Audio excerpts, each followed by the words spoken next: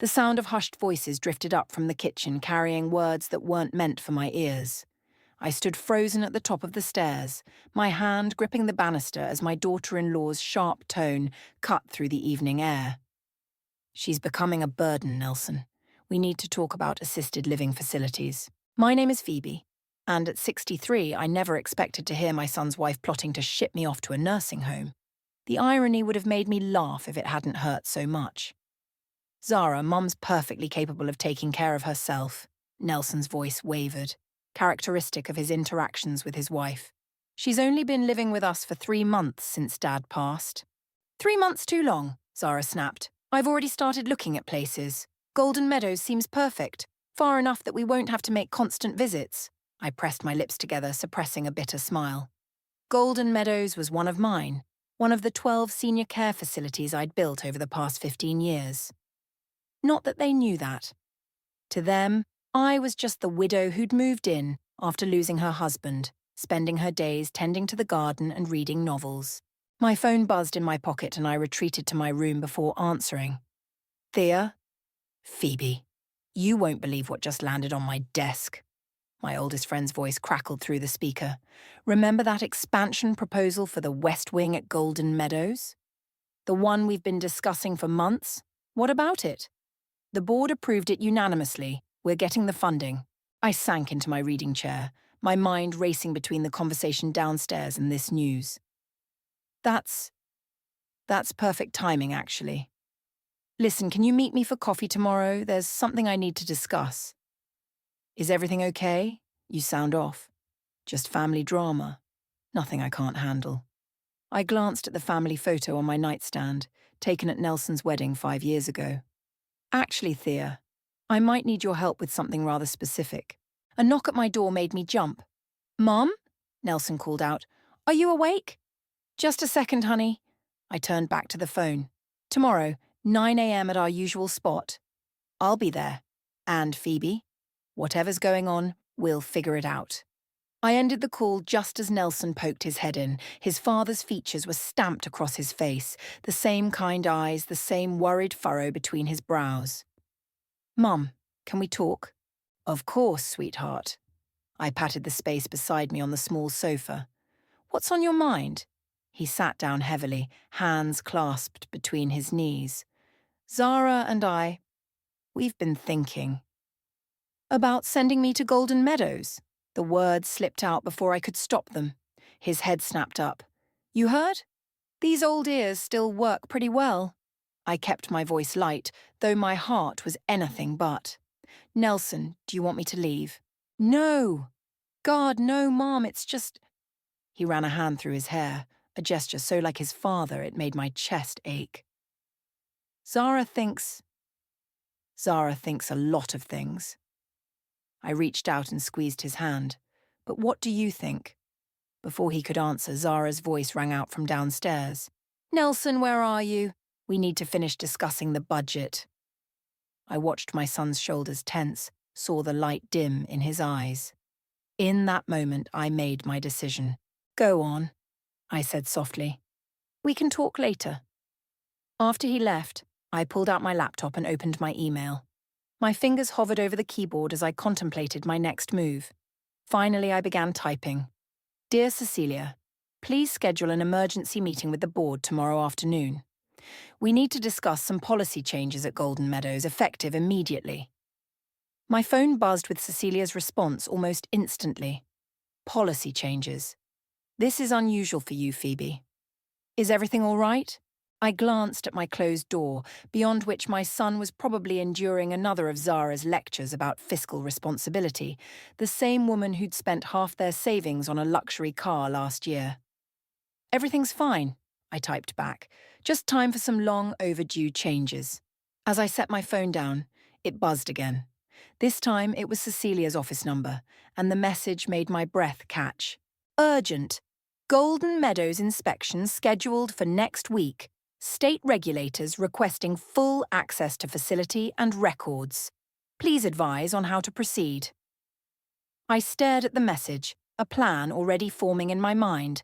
Sometimes the universe has a way of offering exactly what you need, exactly when you need it. Zara wanted to send me to Golden Meadows. Well, perhaps it was time to show my daughter-in-law exactly who she was dealing with. The morning sun painted shadows across the conference room as I settled into my usual chair at the head of the table. My garden club meeting excuse had worked perfectly. Zara hadn't even looked up from her phone when I left the house. "These inspection reports are concerning, Phoebe," Cecilia said, sliding a folder across the polished mahogany. "3 of our facilities have minor violations. Nothing serious, but enough to give someone ammunition if they wanted to cause trouble," I finished, thinking of Zara's determined expression last night. "How quickly can we address these issues?" "A week, maybe 2. Cecilia leaned forward, her reading glasses catching the light. "What's really going on? You've never been this reactive to routine inspections before." Before I could answer, Thea burst through the door, her silver hair escaping its usual neat bun. "Sorry I'm late. Traffic was horrible." She dropped into the chair beside me, then froze, studying my face. "Oh Lord, what's happened?" "My daughter-in-law wants to put me in Golden Meadows." The silence that followed was broken by Thea's unexpected laugh. "She wants to put you in your own facility. Does she have any idea?" "None." I couldn't help but smile. "And that's exactly how I want to keep it. For now." "Phoebe," Cecilia interrupted, her tone serious. "Are you planning something?" "Let's just say I want Golden Meadows to be absolutely perfect when Zara comes to tour it." I pulled out my tablet, pulling up the facility's floor plans, "and I want to make some very specific changes to the West Wing expansion." For the next hour, we pored over details, making adjustments and planning improvements. It wasn't until Cecilia left to make some calls that Thea grabbed my arm. "This isn't just about Zara, is it? What about Nelson?" I stared out the window, watching a pair of birds chase each other across the sky. "He left something on my bedside table last night. A letter." I pulled the crumpled envelope from my purse. "I haven't opened it yet." "Why not?" "Because I'm afraid of what it might say." I turned the envelope over in my hands. What if he agrees with her? What if— "Open it," Thea urged gently. "You need to know." With trembling fingers, I broke the seal and unfolded the single page inside. Nelson's familiar handwriting filled the paper. "Mom? I'm sorry. I'm so sorry. I should be braver, should stand up to her more, but every time I try, she threatens to leave, to take everything. The house is in her name, the car. Even my business account. She convinced me to make her a co-signer last year. I don't want you to go anywhere. Please know that. But I don't know how to fix this. Love, Nelson." "Oh, honey," Thea whispered, reading over my shoulder. "This is worse than we thought." "It's financial abuse," I said flatly, anger burning in my chest. "She's isolated him, made him dependent on her, just like she's trying to do to me." A knock at the door made us both jump. Christiane, one of our longest-serving caregivers, stepped in. "Ms. Phoebe? Sorry to interrupt, but there's something you should know. Your son, he's been visiting Golden Meadows regularly for the past month." "What?" I stood up. "Why didn't anyone tell me?" "He asked us not to. He's been talking to the residents, learning about their lives, their care. He seems worried about something." I exchanged glances with Thea. "Or someone." My phone buzzed. A text from Nelson. "Where are you? Zara's looking for you. She wants to discuss options over dinner." Another message followed immediately. "She's invited Giles Hopkins. Says he's a financial advisor, but something feels off." Giles Hopkins, Cecilia had returned, and her face darkened at the name. "Phoebe, he's been sniffing around our properties for months, trying to find weaknesses, ways to force buyouts of smaller facilities." The pieces suddenly clicked into place. "She's not just trying to get rid of me," I said slowly. "She's trying to get information about Golden Meadows. She must suspect something." "What are you going to do?" Thea asked. I picked up my purse, straightening my jacket. "I'm going to go home and have dinner with my family. And then—" I smiled, but there was no warmth in it. "Then I'm going to start showing Zara exactly what happens when you underestimate a woman who's spent her life building something worth protecting." As I turned to leave, my phone buzzed one final time. A voicemail from Giles Hopkins himself. Mrs. McCarthy, we need to talk about your daughter-in-law. She's been asking questions about Golden Meadows' ownership structure. Very specific questions. I played the message for Thea and Cecilia, watching their expressions shift from concern to determination. Well, Thea said, standing up. Looks like dinner's going to be interesting. The dining room felt like a battlefield when I arrived home. Zara had set the table with her best china, the kind she only brought out when she wanted to impress someone. Giles Hopkins sat at one end, his expensive suit and carefully styled grey hair screaming corporate shark. "Mom!" Nelson jumped up, relief flooding his face. We were getting worried. "Garden club meeting ran late," I said, taking my seat. "Mr. Hopkins, what a surprise. Please call me Giles." His smile didn't reach his eyes. "Zara mentioned you might be interested in some financial planning advice." "Did she?" I met Zara's gaze across the table. How thoughtful of her. Zara's perfectly manicured fingers tightened around her wine glass. "Well, with recent events, we thought it would be prudent to discuss options." "Options," I repeated, thinking of Nelson's letter. "Like Golden Meadows?" The clatter of Nelson's fork against his plate broke the tension. "I can't do this," he blurted out. "Mom, I need to talk to you, alone." "Nelson!" Zara's voice cracked like a whip. "We discussed this." "No, you discussed it. You always discuss everything." He stood up, his chair scraping against the hardwood floor. "Mom, please." I followed him to the garden, leaving Zara's protests behind us. The evening air was cool, carrying the scent of my blooming roses. "I've been visiting Golden Meadows," Nelson said without preamble. "Talking to the residents, the staff. It's not what Zara thinks it is." "What do you mean?" "She thinks it's just another corporate facility, somewhere to—" He swallowed hard. "To dump people and forget about them. But it's different. The staff actually care. The residents are happy. And I couldn't bear the thought of you being anywhere else if we really had to." "Is that why you wrote the letter?" I asked softly. He nodded, running his hands through his hair. "Zara's been controlling everything. The house, the money, even my business decisions. I thought I was protecting our marriage, but I'm just letting her abuse you," I finished. "That's what this is, Nelson. Financial abuse." "She's meeting with lawyers next week," he whispered, "about getting power of attorney over you. She says it's for your own good." But after what Giles said, my heart stopped. What did Giles say? "He's been investigating Golden Meadows, trying to find weaknesses, ways to force a sale. Zara thinks if she can get control of your assets, she can somehow leverage that into—" The sliding door opened behind us. "There you are." Zara's voice was honey-sweet. "Giles has some wonderful suggestions about asset management." I turned to face her, seeing her clearly for the first time. Not as my daughter-in-law, but as a predator who'd been slowly tightening her grip around my family. "Actually," I said, "I have some suggestions of my own. Nelson, would you like to know why I've never worried about retirement homes?" "Mom." There was warning in his voice, concern. "Because I own them." The words fell like stones into a still pond. Golden Meadows, Sunrise Valley, Peaceful Pines, all 12 facilities in the network. I built them from the ground up over the past 15 years. The colour drained from Zara's face. Behind her, Giles Hopkins appeared in the doorway, his expression calculating.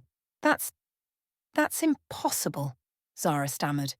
"The ownership records are carefully protected through a series of holding companies," I finished. "Something you and Mr. Hopkins have been trying very hard to unravel, I believe." Nelson stared at me, his mouth open. "Mom, why didn't you ever tell me?" "Because I wanted to protect you. And because—" I took a deep breath. "Because after your father died, I realized I'd spent so much time building my empire that I'd forgotten to build bridges with my own family." "This changes nothing," Zara snapped, but her voice shook. "You're still not well enough to—" "To what?" "Run a successful business, make my own decisions." I stepped closer to her. "Or perhaps you mean I'm not well enough to stop you from taking control of everything I've built." "Nelson," she turned to my son, reaching for him, "you can't believe—" But Nelson stepped back, moving to stand beside me. I believe her, and I believe it's time for some changes of our own. Giles cleared his throat. Perhaps I should go. Yes, I said firmly. You should. And Mr. Hopkins, if I hear about you sniffing around any of my facilities again, I'll make sure every elder care company in the state knows exactly how you operate. After he left, Zara stood frozen in the garden, her perfect world crumbling around her. This isn't over, she hissed. No, I agreed, taking Nelson's hand. It's just beginning. And tomorrow, we're going to have a very interesting conversation about the future of this family. The morning light filtered through the living room windows as we gathered for what Zara had insisted on calling a family reconciliation meeting. She'd spent the night in the guest room, emerging with perfect makeup and a stack of papers that made my stomach turn. I've spoken with my attorney, she announced, settling into the armchair like it was a throne. While the revelation about your business holdings is unexpected, it doesn't change the fact that we need to discuss your living arrangements, Phoebe. Nelson sat beside me on the couch, his coffee untouched. Zara, after everything we learned last night, what we learned, she cut in, is that your mother has been hiding significant assets while living in our home.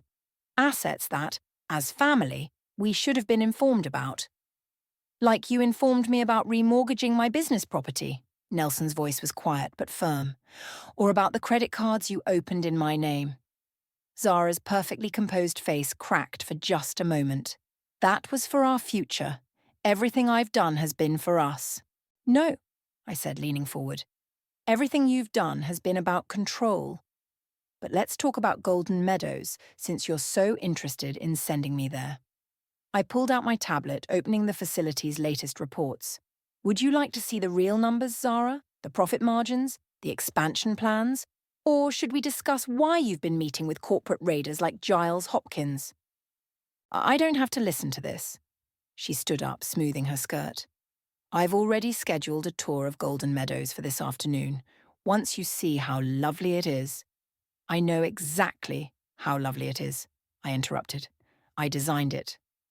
The doorbell rang, making us all jump. Nelson went to answer it, returning with Cecilia in tow. Sorry I'm late, Cecilia said, not sounding sorry at all. Traffic was terrible. Shall we begin the facility tour discussion? Zara's eyes narrowed. Who are you? Cecilia Paul, Chief Administrator of Golden Meadows and all associated facilities. She smiled pleasantly. I believe you've been trying to reach my office about a potential placement. Yes. Zara recovered quickly, reaching for her folder. I have all the paperwork here. Unfortunately, Cecilia cut in, we're not accepting new residents at this time. The West Wing renovation has temporarily reduced our capacity, and our waiting list is quite extensive. But I was told, Zara's voice rose, I spoke with someone yesterday who said there was availability. That's impossible, Cecilia replied. All placement decisions go through me, and I haven't approved any new applications this month. Nelson cleared his throat. Actually, I might know why. Zara, did you call pretending to be Mom's power of attorney again? The silence that followed was deafening. Zara's face went from pink to red to white in rapid succession. You did what? I kept my voice level, but inside my blood was boiling. It was for your own good, Zara exploded. You're not capable of making these decisions. You're just a gardening grandmother who built a multi-million-dollar business from nothing? Cecilia supplied helpfully. Who maintains one of the highest resident satisfaction rates in the state? That grandmother. This is ridiculous. Zara snatched up her papers. Nelson, we're leaving. Now. But Nelson didn't move. No. What did you say to me? I said no. He stood up, and for the first time in years, I saw my son stand tall.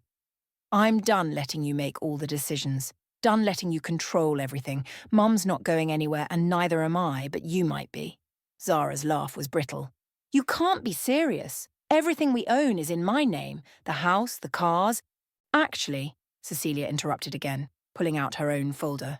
We have some interesting documentation about how those assets were acquired. Would you like to discuss the fraudulent loan applications, or should we start with the forged signatures? The papers slipped from Zara's hands, scattering across the floor. You can't prove anything. Would you like to bet your freedom on that? I asked quietly. She turned to Nelson, tears welling in her eyes. Baby, please, everything I did was for us, you know that, right? Nelson shook his head. No, everything you did was for you, and I'm done being your puppet. Fine, Zara grabbed her purse. Fine, but this isn't over. I'll be back with my lawyers. Looking forward to it, Cecilia called after her as she stormed out. The front door slammed hard enough to rattle the windows. In the silence that followed, Nelson collapsed back onto the couch. Mom, I'm so sorry for everything. I took his hand, squeezing it gently. We have a lot to talk about and a lot to fix. But right now, I think we both could use some tea. And maybe, I smiled, maybe it's time I showed you what I've been building all these years. I'd like that, he said, and for the first time in months, his smile reached his eyes. And this is where we're planning the new memory care wing, I explained, leading Nelson through the construction area at Golden Meadows. The afternoon sun streamed through the half-finished windows, casting long shadows across the concrete floor. It's amazing, Mom. Nelson ran his hand along a support beam. All these years, I thought you were just, I don't know, gardening and reading. Well, I do love my roses. I smiled, remembering all the board meetings I'd conducted while pretending to be at garden club. But this has been my real passion. A familiar voice called out from behind us. Miss Phoebe, I didn't expect to see you today. Christian, I turned to greet the caregiver. I'm just showing my son around, though I suppose you two have already met. Christian's weathered face broke into a warm smile. Oh yes, Nelson's been a regular visitor, always asking questions about our care protocols, spending time with the residents. Nelson ducked his head, embarrassed. I wanted to make sure, if Mom really had to. You were looking out for me, I finished softly. Even when you thought you couldn't stand up to Zara. Speaking of your wife, Christian's expression grew serious. She was here this morning, trying to get into the administrative offices. Security had to escort her out. What? Nelson's face paled. She didn't tell me she was coming here. She's desperate, I said, pulling out my phone as it buzzed, and getting more dangerous. Thea just texted. Zara's been calling all our investors, trying to stir up trouble. Mom, I'm so sorry. I should have seen what she was doing sooner. Nelson leaned against the wall, looking defeated. All those times she insisted on handling the finances, isolating me from my friends, even the way she treated you. I just kept making excuses. That's what abusers count on, Christiane said gently. They don't start with the big things. They chip away slowly until you can't see the way out anymore. My phone buzzed again, this time with a message from Cecilia. Emergency meeting needed. Zara's lawyer contacted the state board with allegations of mismanagement. She's not going to stop, is she? Nelson asked, reading the message over my shoulder. No, I replied, typing a quick response to Cecilia. But neither am I. We made our way to the facility's conference room, where Thea was already waiting with a stack of files. You won't believe what I found, she announced without preamble. Remember those mysterious withdrawals from Nelson's business account? I traced them. Zara's been funneling money into a private account for months. Nelson sank into a chair. How much? Almost $200,000. That's everything I had, his voice cracked. The whole business emergency fund. I reached for his hand. We'll fix this, honey. But first, we need to... The door burst open and Cecilia rushed in. We have a problem. Zara just showed up at Sunrise Valley with a film crew from the local news. She's claiming resident neglect and financial mismanagement. She what? I stood up so fast my chair toppled backward. It gets worse, Cecilia continued. She's telling them she has proof that you're mentally incompetent and that you've been making dangerous decisions affecting resident care. That's insane, Nelson exploded. She can't just... Actually, Thea interrupted, her eyes gleaming, this might be exactly what we need. We all turned to look at her. Think about it, she continued. Zara's making public accusations without proof. She's trespassing on private property, and most importantly, she's doing all this while we have documented evidence of her financial fraud. A slow smile spread across my face as I understood. You're right. She's finally gone too far.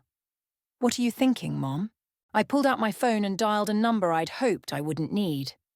Hello, Marcus. It's Phoebe. Remember that favor you owe me. I need the best criminal prosecutor you know. Someone who specializes in financial crimes and elder abuse. After hanging up, I turned to the others. Zara wants to play hardball? Fine. But she's about to learn she picked the wrong grandmother to mess with. What should we do about the news crew? Cecilia asked. Let them film, I said, standing up. In fact, I think it's time for the owner of Golden Meadows to give them an interview.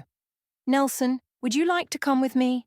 I think it's time we showed everyone exactly what kind of family business we really run. Nelson straightened his shoulders, and in that moment I saw the son I'd always known he could be. Lead the way, Mom. As we walked toward the exit, my phone buzzed one final time. A message from Giles Hopkins. Zara offered me a deal. Thought you should know. Meeting her in an hour to discuss terms. I showed the message to Nelson, who read it and smiled grimly.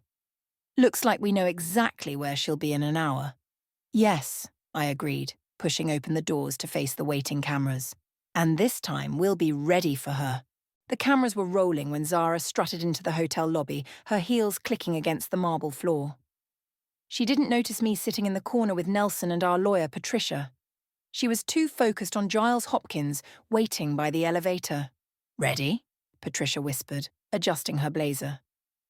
I nodded, watching the news crew I'd tipped off setting up discreetly behind a large potted plant. Let's see what she has to say first. I have the documents you asked for. Zara's voice carried across the lobby as she handed Giles a thick envelope. Everything you need to prove Phoebe's incompetence and force a sale of the facilities. Forged documents, Nelson muttered beside me. I can't believe she'd go this far. Oh, but she would, I said, standing up. Wouldn't you, Zara? She spun around, her face draining of colour as she saw not only me but the news crew emerging from their hiding spot, cameras rolling. What is this? She stammered. This? I gestured to the scene around us. This is what we call a sting operation. Mr. Hopkins, would you like to show my daughter-in-law what's in your other hand? Giles pulled out a small recording device. Been recording since you first contacted me, Mrs. McCarthy, at the request of the facility's legal team, of course. You set me up, Zara hissed, backing away. You can't... Can't what? Patricia stepped forward. Can't protect our client from financial exploitation. Can't document attempted fraud. Or perhaps you'd like to explain to everyone here why you've been embezzling from your husband's business account. The news reporter moved closer, microphone extended. Mrs. McCarthy, would you care to comment on the allegations that you've been attempting to fraudulently seize control of Golden Meadows retirement communities? This is ridiculous. Zara's voice rose hysterically. I was trying to protect my family. Phoebe is clearly not capable of running a successful multi-million-dollar business, I interrupted. Making sound financial decisions? Or perhaps you mean I'm not capable of recognizing elder abuse when I see it. Elder abuse? The reporter's eyebrows shot up. Yes. Nelson stepped forward, his voice steady. My wife has been attempting to gain power of attorney over my mother through fraudulent means while simultaneously embezzling from my business and attempting to orchestrate a hostile takeover of my mother's companies. That's not... Nelson, please! Zara reached for him, but he stepped back.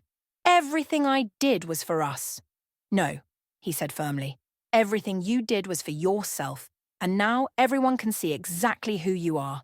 Patricia cleared her throat. Mrs. McCarthy, my associates are currently executing search warrants for your private accounts and safety deposit boxes. Would you like to explain the $200,000 you transferred out of your husband's business account? The camera zoomed in on Zara's face as it crumpled. I want my lawyer.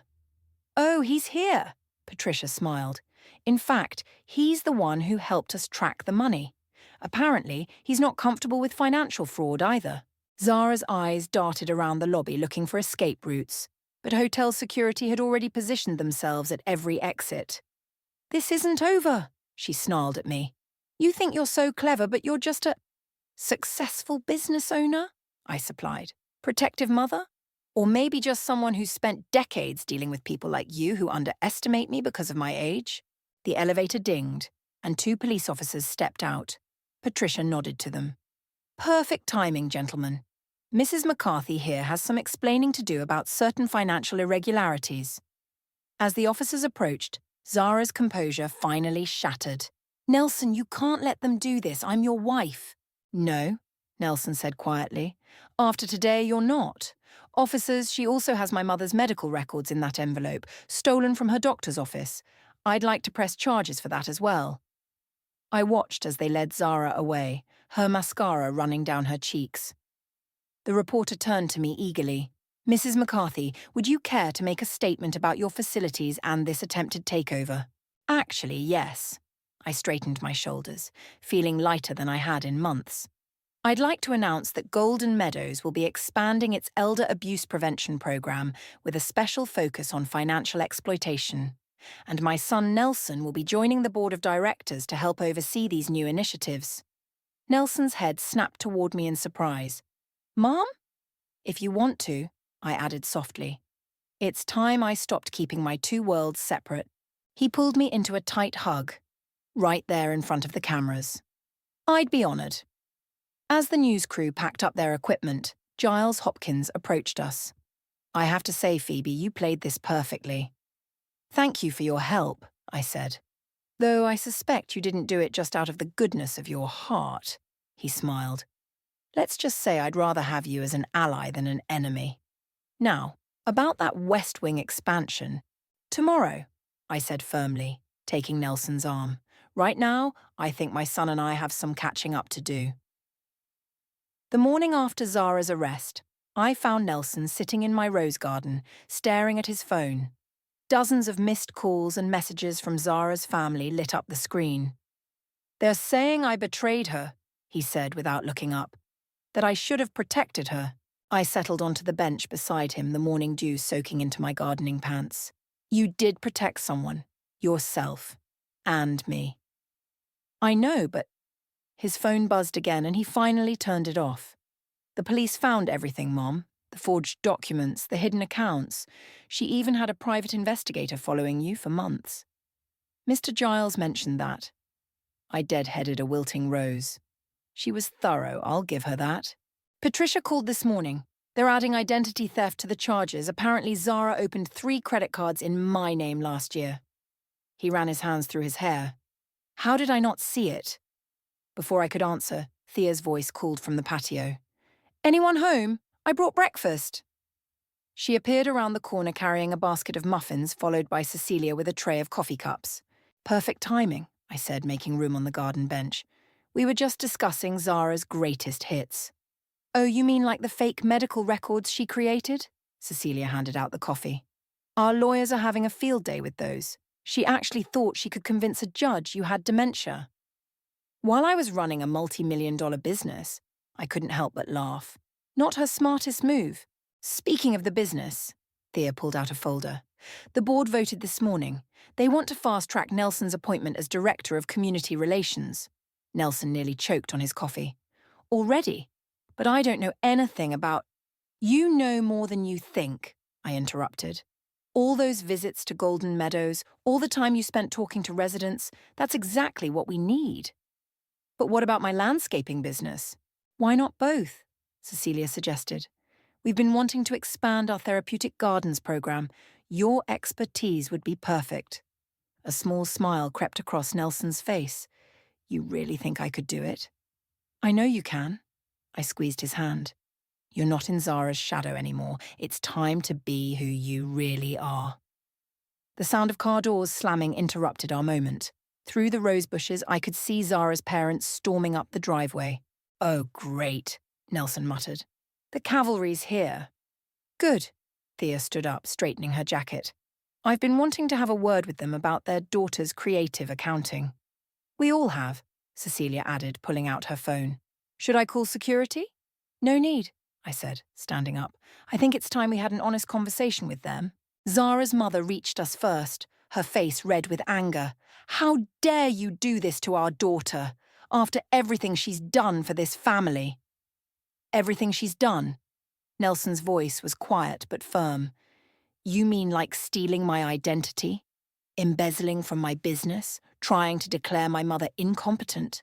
She was trying to protect you, Zara's father jabbed a finger at me, from this manipulative owner of 12 successful retirement communities, Thea cut in smoothly. Respected business leader? Beloved mother? Please do finish that sentence. The police might be interested in adding witness intimidation to their investigation. The colour drained from their faces. Investigation? Oh, yes. Cecilia pulled out her tablet. Would you like to see the evidence? We have quite a collection, including, I might add, some very interesting emails between Zara and yourselves discussing plans to seize control of Golden Meadows. That's taken out of context, Zara's mother sputtered. Really? I stepped forward. Then perhaps you'd like to explain the context to the FBI's Financial Crimes Unit? They're very interested in family conspiracy cases. Nelson moved to stand beside me. You should go and tell Zara. Tell her I'll see her in court. After they left, practically running to their car, we all sat back down in the garden. The morning sun had burned away the dew, making the roses glow. Well, Thea said, breaking the silence, that was entertaining. Mom? Nelson turned to me. Did you really call the FBI? Not yet, I smiled, but Zara's parents don't need to know that. He laughed, a real genuine laugh I hadn't heard in years. You're kind of scary sometimes, you know that. I prefer to think of it as strategic. I picked up a muffin. Now about those therapeutic gardens. Actually, he said, pulling out his own tablet, I have some ideas about that. What if we combined memory care programming with horticultural therapy? As Nelson launched into his plans, I caught Thea and Cecilia exchanging knowing smiles. My son was back, not just the man he'd been before Zara, but the man he was always meant to be.